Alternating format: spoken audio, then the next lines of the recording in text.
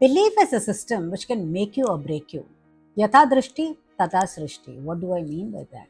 It depends upon the way you look at things. The beauty is in the eye of the beholder, isn't it? And do you know that there are two types of belief in us? That is, one, it is a empowering belief and a disempowering belief. Isn't it interesting? So, what is it that you're looking at? Empowering belief.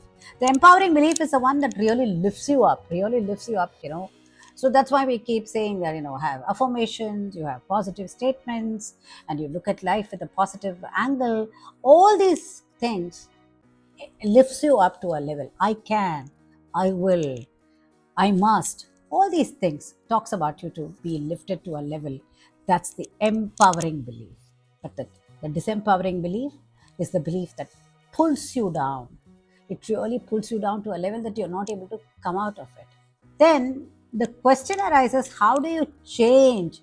The one good thing about it is that if it is a disempowering belief in you, it can be changed over a period of time, but it takes time. How to change the disempowering belief is something that we need to really understand. Let's find out what is your disempowering belief.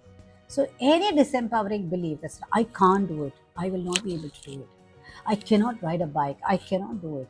But where did this all come from? It all came from that fear. Okay. So, in order to do that, what we need to do is either you engage yourself in a productive activity, which can really switch you off, or take an empowering belief, supplement that to the disempowering belief, and then practice it over a period of time. You have to change the dimension of your looking. When I say this, one thing that comes to my mind is I always say, I must fail. What?